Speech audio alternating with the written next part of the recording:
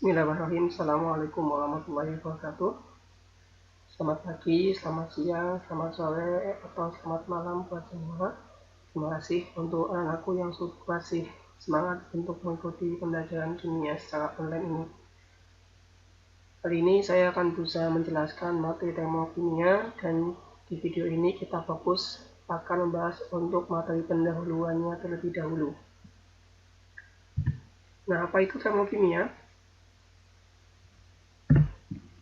Termo itu berasal mempunyai arti kata energi atau panas atau kalor, dan kimia tentunya bermaksud sebagai ilmu kimia. Jadi termokimia adalah sama ilmu kimia yang mempelajari hubungan antara reaksi kimia dengan energi atau kalor. Nah, untuk beberapa materi pendahuluan di bab termokimia, yang pertama yang akan kita bahas adalah sistem dan lingkungan. Sistem merupakan sesuatu yang diamati atau menjadi pusat perhatian. Sedangkan lingkungan adalah segala sesuatu yang berada di sekitar atau di luar sistem yang dapat mempengaruhi sistem. Sistem terbagi menjadi 3 jenis, yaitu ada sistem terbuka, sistem tertutup, dan sistem terisolasi. Sistem terbuka adalah suatu sistem yang memungkinkan terjadinya perpindahan kalor dan zat atau materi antara sistem dan lingkungan. Untuk sistem tertutup adalah suatu sistem yang hanya memungkinkan terjadinya perpindahan kalor antara sistem dan lingkungan. Sedangkan untuk sistem isolasi adalah suatu sistem yang tidak memungkinkan terjadinya perpindahan baik kalor maupun zat atau materi. Nah, kalau kita gambarkan, katakanlah saya ada sebuah wadah di sini ya. Sebuah wadah. Kalau dia sistem terbuka, maka di sini akan bisa terjadi perpindahan materi atau zat. Karena di sini sistemnya, di sini lingkungannya, itu akan bisa terjadi pertukaran antara sistem dengan lingkungan. Nah, karena terbuka juga, maka di sini bisa terjadi pertukaran energi atau kalor. Gitu. Jadi ini namanya sistem terbuka. Setelah untuk sistem tertutup, katakanlah di sini ada wadah. Nah, karena ini ditutup, maka di sini tidak memungkinkan terjadi pertukaran materi. Tetapi karena mungkin bahan dari wadahnya itu mungkin tipis atau yang lain, atau mungkin berpori atau sebagainya, maka antara sistem dan lingkungan masih bisa memungkinkan terjadinya perpindahan energi atau kalor.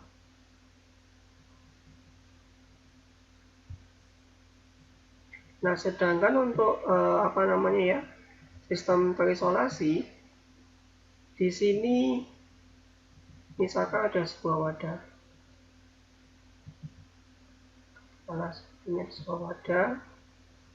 Nah, ini tertutup. Kemudian di dalamnya ada sebuah pelindung lain ya yang menyebabkan sistemnya terisolasi. Nah, karena dia ada pelindung lain yang menyebabkan dia terisolasi, maka tidak memungkinkan terjadi tidak terjadi perpindahan berupa materi ataupun energi. Yang paling mudah kita temukan ya seperti termos ya. Itu kan biasanya ketika kita menyimpan sebuah air panas atau air dingin, di sana kan tetap panas atau tetap dingin. Itu adalah salah satu contoh sistem terisolasi. Kalau memang termosnya bagus, bagusnya disimpan dalam jangka waktu yang cukup lama, itu masih tetap keadaan suhu air yang kita simpan di dalamnya. Nah, kemudian kita juga harus memahami apa itu entalpi. Entalpi adalah potensial energi atau kalor suatu sistem pada keadaan kekal tetap. Namun hukum kekayaan energi tidak dapat diciptakan atau dimusnahkan. Energi hanya dapat diubah atau ditransfer dari satu bentuk ke bentuk yang lainnya. Nah, karena entalpi ini adalah suatu energi, maka pengukuran entalpi hanya bisa dilakukan pada perubahannya saja. Perubahan entalpi itu adalah besaran perubahan kalor sistem pada saat tekanan tetap, dan biasa juga disebut sebagai entalpi reaksi.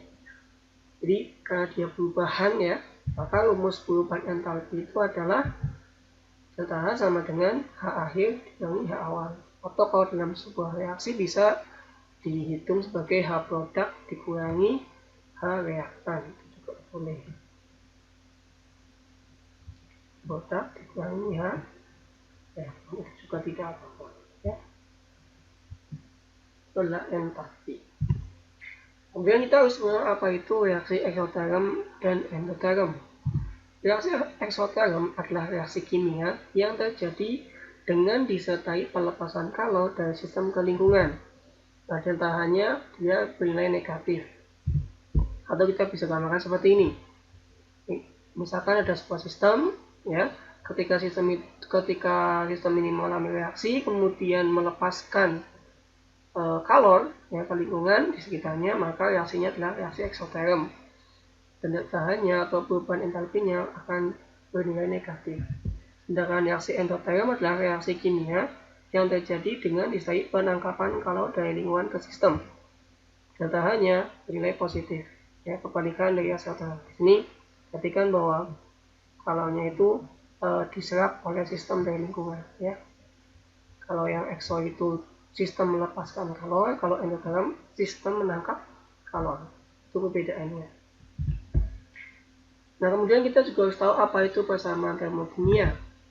Persamaan termokimia adalah persamaan reaksi kimia yang disertai dengan informasi tentang jumlah mol zat yang terlibat, ditentukan dengan koefisien tentunya, dan perubahan entalpi reaksinya.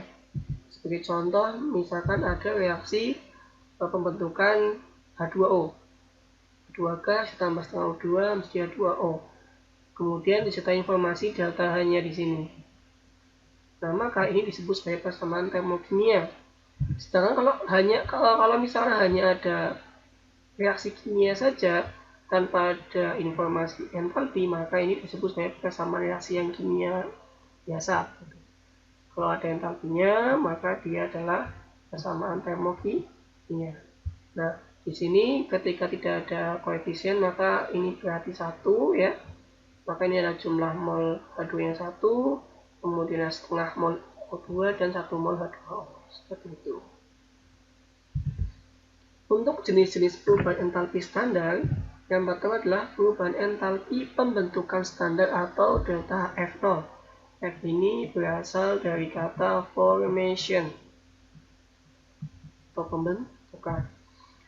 Nah, perubahan entalpi pembentukan standar itu yaitu adalah perubahan entalpi yang menyertai reaksi pembentukan 1 mol zat dari unsur penyusunnya.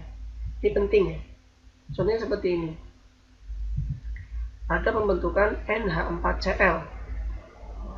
Nah, ini disebut sebagai delta F0 karena NH4Cl yang dibentuk adalah sebanyak 1 mol dan yang membentuk adalah unsur-unsur penyusunnya. Dalam senyawa NH4Cl ada unsur N, ada H, dan ada Cl. Ya. Pembentukan ini berarti N sendiri, H sendiri, Cl sendiri. Dan karena N itu berupa gas ya, maka di alam unsurnya itu adalah unsur diatomik. Beda kalau logam biasanya adalah unsurnya monoatomik seperti Na, Nk, dan yang lain sebagainya. Karena N ini adalah gas, maka di alam unsur yang ada itu adalah unsur diatomik N2. H juga sama, karena dia berupa gas, dia juga diatomik, dan Cl juga sama, karena dia gas, maka dia diatomik. Nah, untuk koefisien N, koefisien H, dan koefisien Cl mengikuti jumlah N, H, dan Cl yang ada di bagian produk. Di sini harus sama. Karena di sini N jumlahnya 1 dan unsur N itu adalah unsur diatomik, maka koefisiennya harus setengah. Nah, setengah itu adalah 1. Sedangkan H-nya, karena dikali ada 4, maka di kiri koefisien H2-nya harus 2 kali 2, 4. Dan Cl karena di kanannya ada 1, sedangkan di kiri dia berupa molekul diatomik, maka koefisiennya harus setengah. Nah, ketika ada reaksi seperti ini, maka delta H-nya disebut sebagai delta F0. Karena pembentukan 1 mol zat dari unsur-unsur penyusunnya. Nah, yang kedua adalah perubahan entalpi penguraian standar atau delta HD0. D ini berasal dari kata decomposition. dekomposisi atau penguraian, yaitu perubahan entalpi yang menyertai reaksi penguraian satu mol zat menjadi unsur-unsur penyusunnya, atau kebalikan dari delta F0. Ini ya. Jadi kalau NH4Cl-nya ada di sebelah kanan dia terbentuk, maka pembentukan. Kalau NH4Cl-nya ada di sebelah kiri, dia berarti mengurai. Nah ini salah ya, ini harusnya delta D0. Seperti itu. Nah, karena ini reaksinya dibalik, maka yang semula deltanya negatif menjadi positif. Seperti itu. Yang ketiga adalah perubahan entalpi pembakaran standar atau delta C0. C ini berasal dari kata combustion atau pembakaran. Perubahan entalpi pembakaran standar adalah perubahan entalpi yang menyertai reaksi pembakaran 1 mol zat. Contohnya ini. C4 ditambah 2O2 menjadi CO2 dan H2O. Jadi perlu kalian ingat bahwa reaksi pembakaran dalam kimia itu dituliskan sebagai ditambah dengan O2 atau oksigen ya. Nah, di sini kita lihat bahwa kalau reaksi entalpi pembakaran standar berfokus pada 1 mol zat yang dibakar ya. Kita lihat di sini adalah yang dibakar adalah C4. C4 1 mol. Maka jumlah zat yang lain harus mengikuti C4. Ini kan awalnya adalah seperti ini, C4 ditambah O2 menjadi CO2 dan H2O. Nah, jumlah C di sini adalah 1, maka di sini tetap harus 1. Jumlah di sini 4, di sini awalnya 2, maka kita kasih koefisien 2. Nah, kemudian jumlah O-nya, jika ada 2, ditambah 2 berarti 4, nah maka kita kasih koefisien 2. Jadi fokusnya adalah di C4-nya atau di zat yang dibakarnya. Kita ulangi, kalau untuk pembentukan standar berarti yang 1 mol adalah yang dibentuk. Ya, 1 mol dibentuk. Kalau penguraian standar berarti 1 molnya adalah yang diuraikan. Dan kalau pembakaran standar 1 molnya adalah yang dibakar.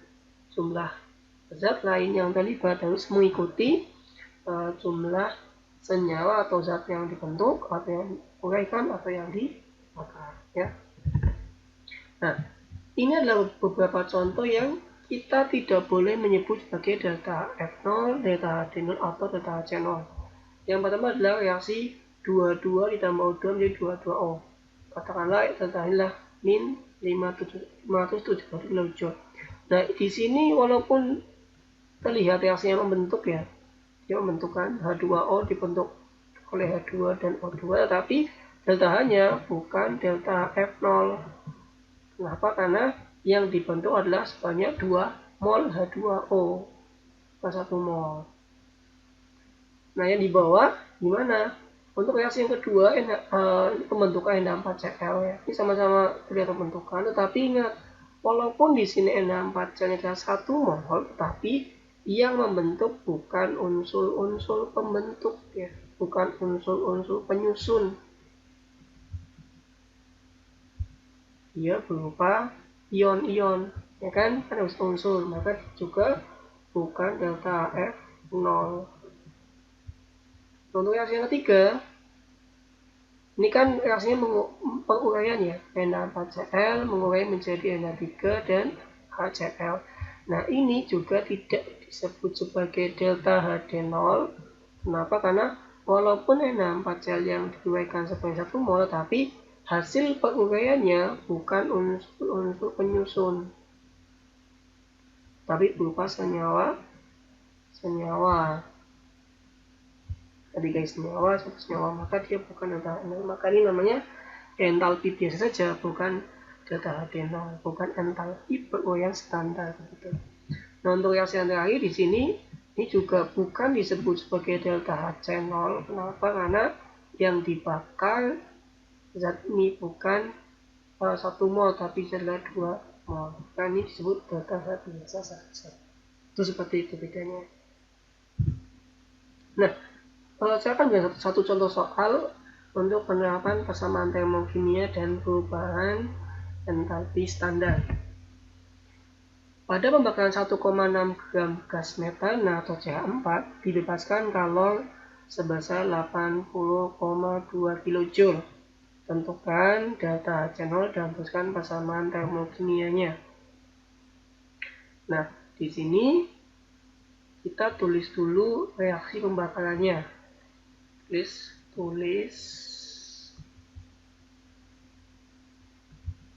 reaksi pembakarannya. CH4 dia zat organik, dibakar berarti ditambahkan dengan O2.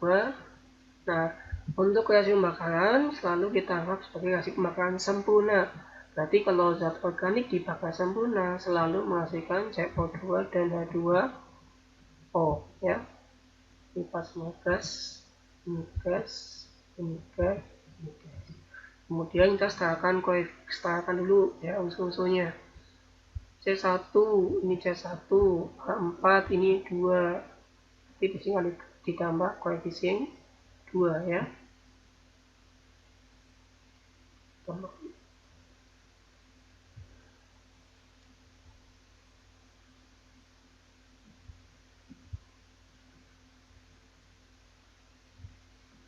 Tambahkan koefisien 2. Maka itu adalah 4. Dan O dikit ada 2, O di kanan ini 2 tambah 2 berarti 4. Nah, kasih koefisien 2. Nah, setara. Nah, setelah itu di sini ada dibebaskan kalor sebesar 80,2 kJ. Berarti karena kata-kata yang dibebaskan maka dia bernilai negatif ya. Kalau ditangkap berarti bernilai positif. Min 80,2 kJ. Nah, karena yang diminta delta C0 ya, delta C0 itu nilainya selalu kilojoule per mol ya kan? Karena pembakaran 1 mol zat. Nah, di sini diketahui metananya ada 1,6 gram. Kita harus cari tahu dulu 1,6 gram itu adalah berapa mol. Masih ingat ya rumus mol ya? N sama dengan gram dibagi ml. Gramnya ada 1,6 gram, kemudian ml-nya CH4, C itu A-nya 12, H itu 1, berarti 12 ditambah 1 kali 4, dia adalah 6, 0,1 mol. Kan? Oh, ternyata min 80,2 kJ ini untuk 0,1 mol karena untuk 1,6 gram. Berarti kalau mau menjadi untuk 1 mol, nah, berarti kan tinggal dikalikan 10 ya. Dikalikan 10, 0,1 dikalikan 10 hasilnya adalah 1 kan begitu. Ini kan makanya 1 mol. Nah, jadi kita tulis persamaan termokimianya menjadi seperti ini. CH4 ditambah 2O2 menjadi CO2 ditambah 22O. Nah, delta HC0-nya berarti adalah 80,2 kali 10 berarti min 802 kJ per mol. Nah, seperti itu ya. Posisi jadi harus 1 mol. Ya, itu aja untuk materi pendahuluan termokimia. Untuk video selanjutnya nanti kita akan membahas tentang kalorimeter dan hukum Hess insya Allah. Terima kasih, semoga dapat dipahami. Jika masih ada pertanyaan, silakan bisa tulis di kolom komentar atau hubungi nomor saya atau kita bisa diskusikan di grup Classroom. Terima kasih. Assalamualaikum warahmatullahi wabarakatuh.